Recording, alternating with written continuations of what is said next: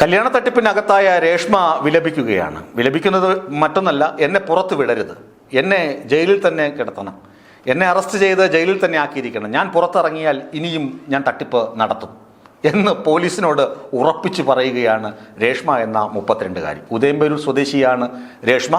രേഷ്മയുടെ കല്യാണ കഥകളും രേഷ്മയുടെ ഭർത്താക്കന്മാർ തലയിൽ കൊണ്ടിട്ട് പരാതി പറയാനില്ല, പരാതി നൽകാനില്ല എന്ന് പറയുമ്പോഴും നമ്മൾ രേഷ്മയെ സംശയിച്ചിരുന്നു. രേഷ്മയ്ക്കെതിരെ എന്താണ് ഇവർ പരാതി കൊടുക്കാത്തത്, അല്ലെങ്കിൽ ഭർത്താക്കന്മാർ എന്തുകൊണ്ടാണ് ഇങ്ങനെ ചെയ്യുന്നത് എന്നൊക്കെ നമുക്ക് സംശയമുണ്ടായിരുന്നു. ആ സംശയത്തിൻ്റെ കാര്യങ്ങളൊക്കെ ഞാൻ നേരത്തെ നിങ്ങളോട് പങ്കുവച്ചിരുന്നു. പക്ഷേ ഇപ്പോൾ പോലീസ് നൽകുന്ന വിവരം, ഏറ്റവും ഒടുവിൽ ലഭിക്കുന്ന വിവരം, ഇനി രേഷ്മയെ കസ്റ്റഡിയിൽ വാങ്ങണം.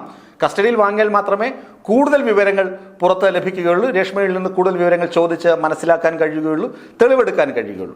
രേഷ്മയിൽ ഇപ്പോൾ പോലീസ് പറയുന്നത്, രേഷ്മയുടെ ആദ്യ വിവാഹം രേഷ്മ ഡിഗ്രിക്ക് പഠിക്കുമ്പോൾ, സംസ്കൃത സർവകലാശാല കാലടിയിൽ പഠിക്കുമ്പോൾ പ്രണയിച്ച് ഒരാളെ കല്യാണം കഴിച്ചു, അയാളുടെ കൂടെ 3 വർഷം താമസിച്ചു, പിന്നെ അത് ഡൈവേഴ്സായി, പിന്നെ ഇവരുടെ വീട്ടിലേക്ക് പോയി.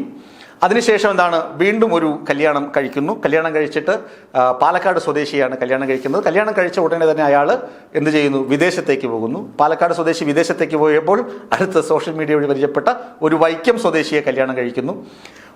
വൈക്കം സ്വദേശിയെ കല്യാണം കഴിക്കുമ്പോഴാണ് സംസ്കൃത സർവകലാശാലയുടെ തിരുവനന്തപുരം സെന്ററിൽ താൽക്കാലിക ജോലി ലഭിക്കുന്നത്. അതിന് അധ്യാപന ജോലിയാണോ അതോ മറ്റെന്തെങ്കിലും ജോലിയാണോ എന്ന് വ്യക്തമാക്കിയിട്ടില്ല. ഒരുപക്ഷെ PG ഉള്ളത് കൊണ്ട്, അതായത് സംസ്കൃതം ന്യായത്തിൽ ബിരുദാനന്തര ബിരുദമുണ്ട്, മോശക്കാരിയൊന്നുമല്ല. സംസ്കൃതത്തിൽ ന്യായം ഐച്ഛിക വിഷയമായി എടുത്ത് അതിനകത്ത് ബിരുദാനന്തര ബിരുദമുള്ള ആളാണ് ഈ രേഷ്മ എന്ന് പറയുന്ന ഈ കല്യാണ തട്ടിപ്പുകാരി എന്ന് പോലീസ് വിശേഷിപ്പിക്കുന്ന ആൾ. അപ്പോൾ ഈ തട്ടിപ്പ് നടത്തിയ രേഷ്മ എന്ത് ചെയ്യുന്നു, ഈ വൈക്കത്തുകാരനെ കല്യാണം കഴിച്ച് അവിടെ നിന്ന് നിരന്തരം തിരുവനന്തപുരം ട്രെയിൻ യാത്ര, ജോലിക്ക് വരുന്ന വഴിയിൽ വെച്ച് കൊല്ലംകാരനുമായി സൗഹൃദത്തിലാകുന്നു. ആ കൊല്ലംകാരൻ്റെ കൂടെ കുറച്ചു കാലം ഒരുമിച്ച് താമസിച്ച ശേഷമാണ് കല്യാണം കഴിക്കുന്നത്.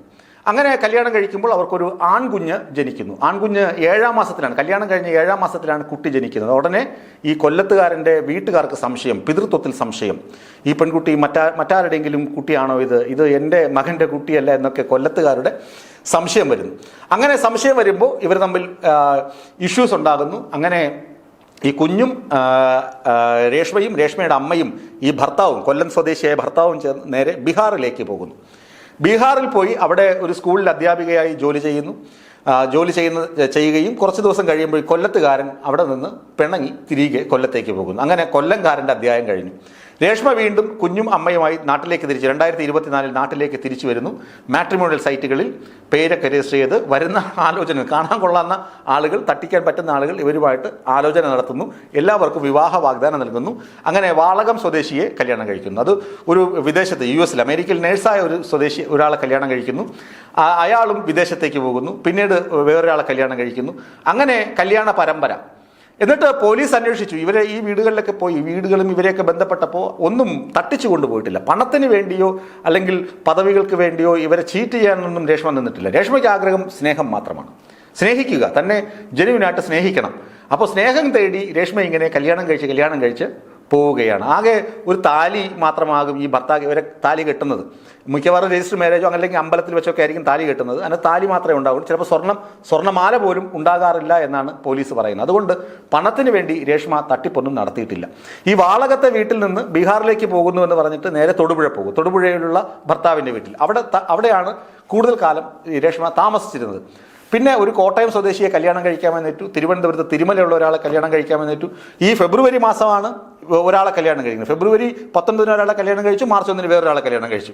അങ്ങനെ കല്യാണം എങ്ങനെ സ്നേഹിക്കുന്നു, അവരെ കല്യാണം കഴിക്കുന്നു, സ്നേഹിക്കുന്നു, കല്യാണം കഴിക്കുന്നു. ഇതാണ് രേഷ്മയുടെ ഒരു രീതി.